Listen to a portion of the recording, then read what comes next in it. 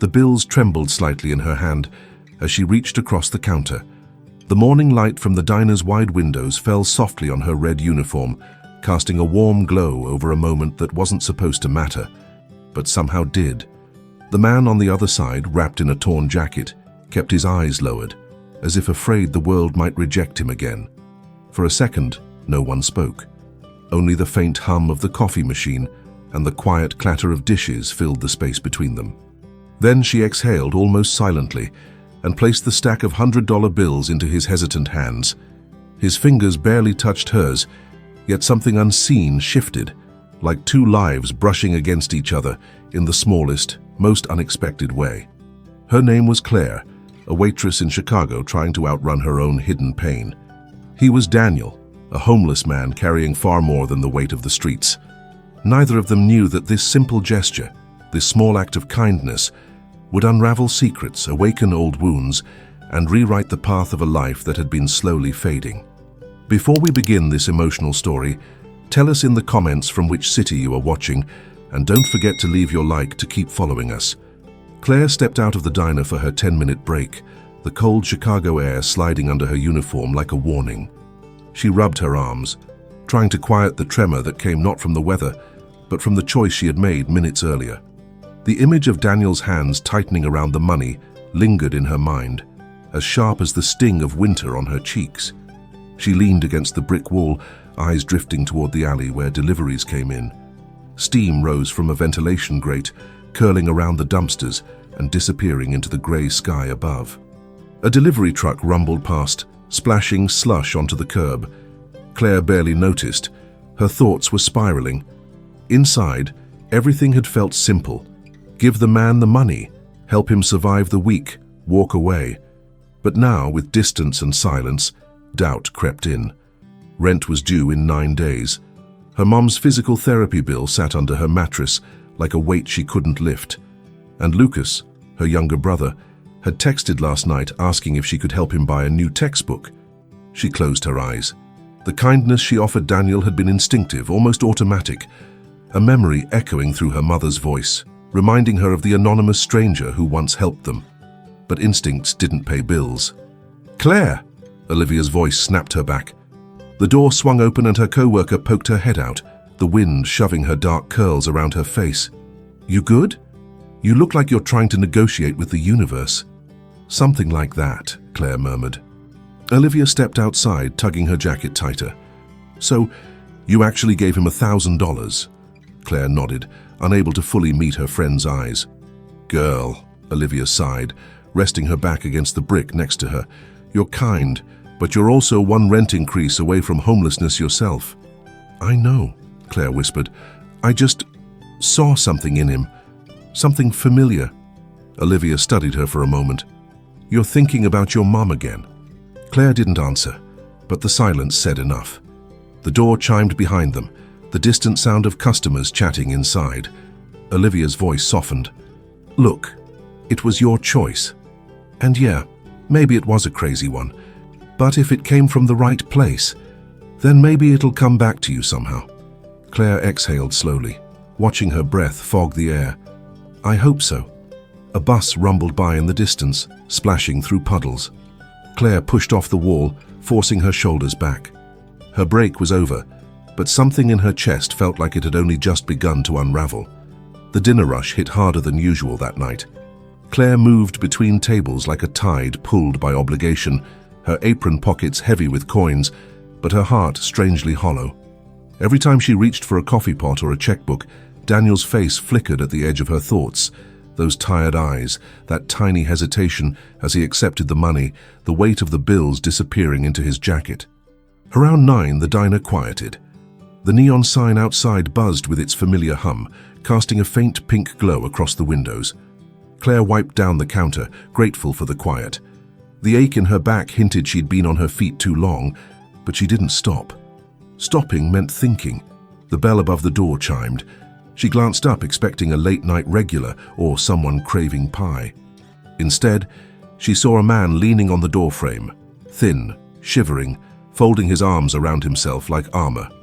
Not Daniel. Someone younger, maybe early 20s. a struggling student by the look of the torn backpack hanging from his shoulder. He stepped in carefully, eyes darting around as if waiting to be kicked out.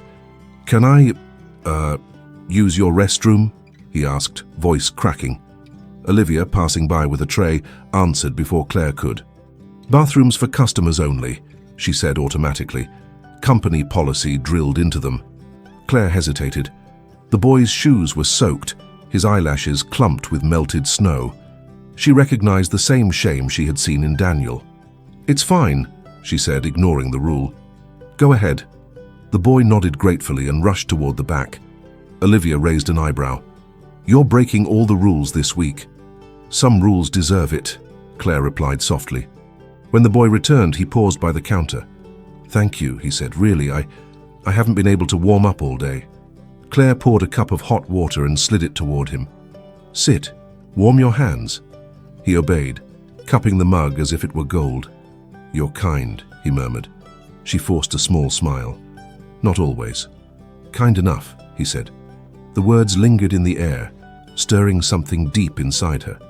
A reminder of who she wanted to be, who she tried to be, even when the world felt too heavy.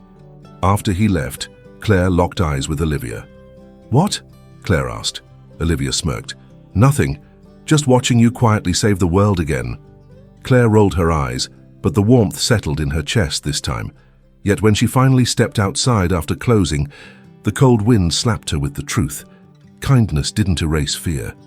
She pulled her coat tight as she headed toward the bus stop, scanning the dark street. No sign of Daniel. And for a reason she couldn't explain, his absence worried her more than his presence ever had. The next morning began with snow, thick, quiet flakes drifting down like whispered confessions. Claire woke early, her phone vibrating with a text from Lucas. "Mom had a rough night. Pain meds didn't help. Can you stop by later?" She sat on the edge of her bed, rubbing her temples. Her apartment was small. One window, one heater that rattled whenever it tried to work, and walls thin enough to hear her neighbor's TV every evening. The $1,000 she'd given away echoed in her mind, like a ghost in the room. She showered quickly, slipped into her uniform and headed out.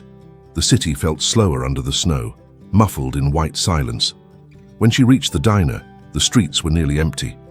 Only one figure sat near the bus stop across the road.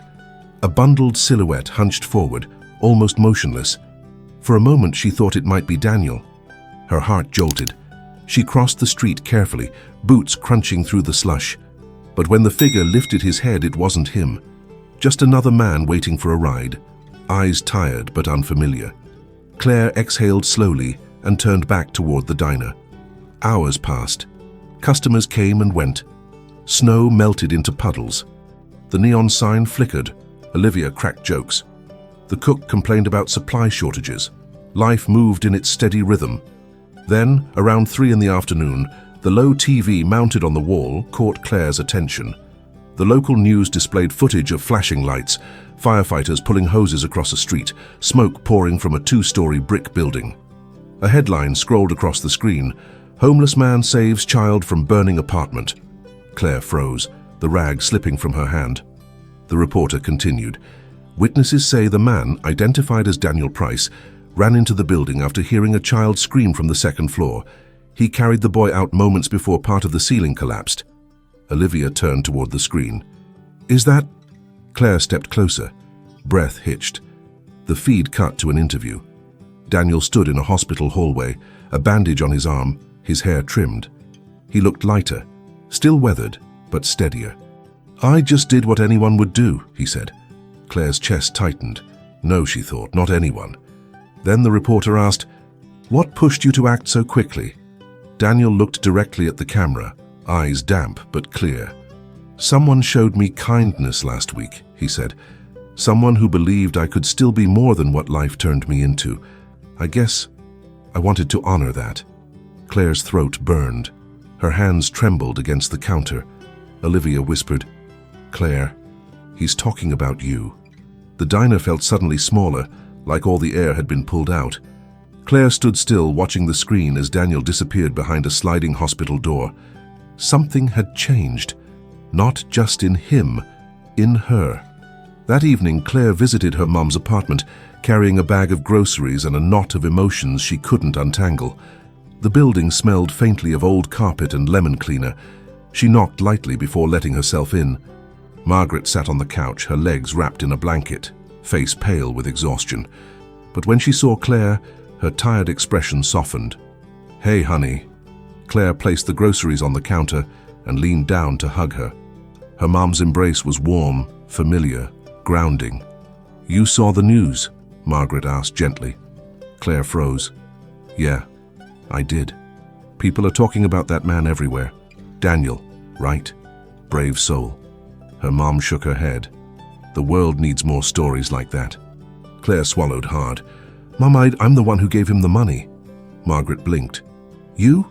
Claire, that was a lot. I hope you didn't—" "I needed to," Claire interrupted. "I didn't think. I just felt something." Margaret squeezed her hand. "You've always been that way." They sat together for a moment. The hum of the old refrigerator filled the silence. "Tell me," her mom said softly, "what's really going on inside you?" Claire hesitated. The truth pressed against her ribs like a bruise. "I feel split, proud of him, scared for him, scared for me." She glanced at the blank TV screen. "What if I made a mistake? What if he disappears again?" Margaret brushed a strand of hair from Claire's face. "Kindness isn't a contract. You offer it because it's right, not because of what comes after." Claire nodded slowly, but her chest still ached. "Your father used to say," Margaret continued, "we never know when a small act of kindness is the thing someone was waiting for." She paused, eyes clouding with memory. Maybe Daniel was waiting. Claire leaned back on the couch, closing her eyes. Her mother's voice wrapped around her like a blanket, but another thought pulsed beneath it. Quiet, uncertain, persistent. "Mom, do you ever wonder why someone helped pay your hospital bill back then?" The anonymous envelope. Margaret's gaze drifted toward the window. "I do, but I stopped trying to understand it. Some debts aren't meant to be repaid. Some kindness is meant only to be carried." Claire felt a chill, not from the apartment but from something deeper, because for the first time she wondered if that kindness, years ago, had not been kindness at all. Claire walked home through the fading evening light, snow melting into thin streams along the sidewalks. Her mind replayed the news, her mother's words, Daniel's voice. The city felt heavier tonight, as if holding a secret she hadn't yet touched. When she arrived at her apartment, she found an envelope slid under the door. No name, no return address, just her first name written in shaky handwriting. Inside was a folded note and a single bus ticket. The note read, "I need to tell you the truth before someone else does. Meet me tomorrow at the community center, please. Daniel." She sat on the edge of her bed, staring at the paper. Fear curled tight inside her. Why a bus ticket? Why a note that sounded like a confession? That night, Claire barely slept. Every time her eyes closed, she saw flashes: her mother's accident, Daniel's trembling hands, the anonymous hospital envelope from years ago. Threads she had never thought connected suddenly tugged at each other. By morning, she felt drained but resolute. The community center was small, tucked between an old laundromat and a shuttered bakery. Children's drawings lined the windows. Inside, volunteers moved supplies, and a social worker checked clipboards at a desk. Daniel stood near the back, hands folded, shoulders tight. He turned when he saw her. "You came," he said. "You left a ticket under my door," she replied. "Tell me why." Daniel swallowed, eyes glistening.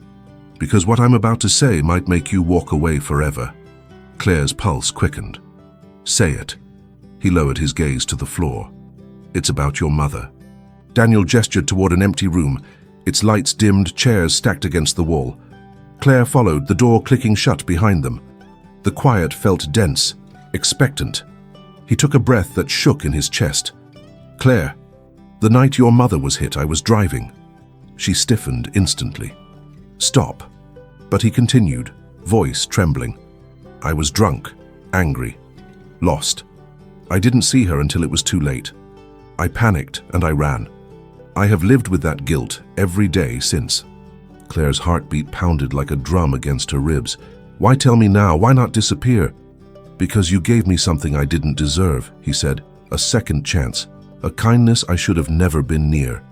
And I can't hold your gratitude in my hands while hiding the truth that broke your family. She turned away, pacing, fingers pressed to her forehead. The room blurred. The weight of years pressed down on her. Hospital visits, shattered routines, bills they couldn't pay. Her mother's quiet nights of pain. You destroyed our lives, she whispered. I know, Daniel said, voice cracking. I can go to the police today. I will. I'm not asking for forgiveness. I'm not asking for anything. I just needed you to know before I turn myself in. That stopped her. You're turning yourself in? She asked. Yes, he said. Your kindness didn't erase what I did. But it reminded me of the person I used to be. And I can't move forward until I face what I ran from. Claire's throat tightened. Her eyes burned, not from sympathy, but from the ache of unfiltered truth. Before she could respond, a knock echoed from the door. Claire, a familiar voice called. Her mother.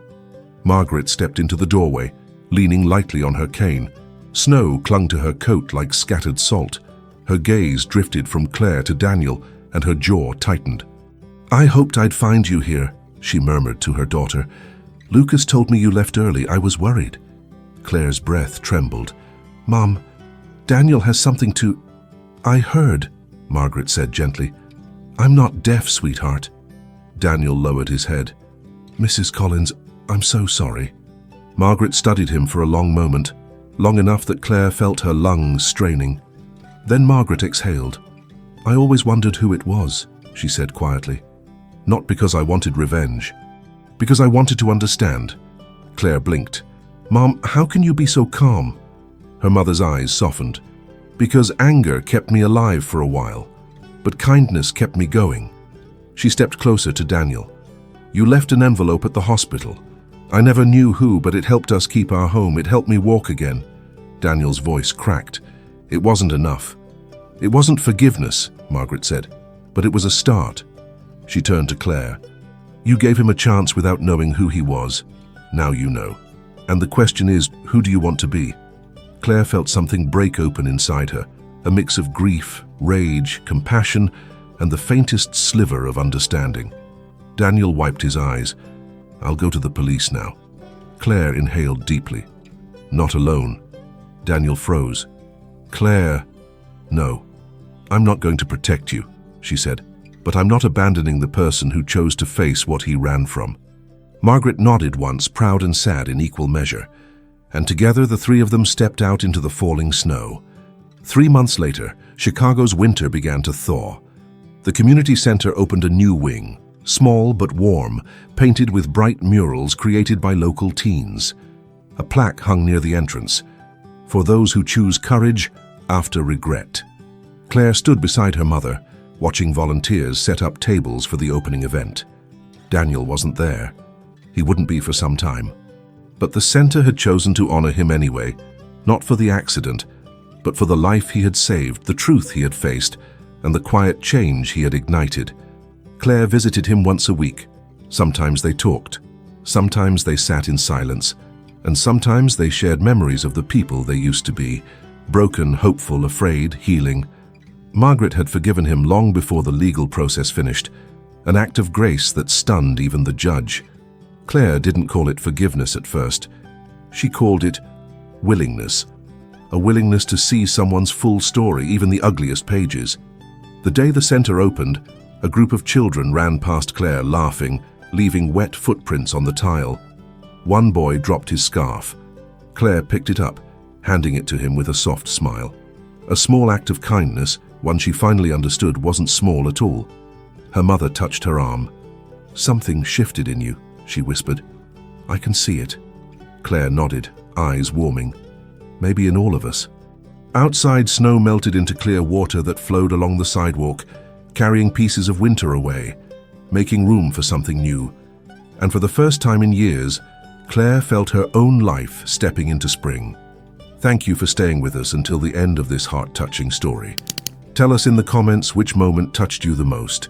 Subscribe and turn on the bell to receive more stories that inspire and transform. Leave a like if you believe in the invisible strength of kindness, dignity, and family.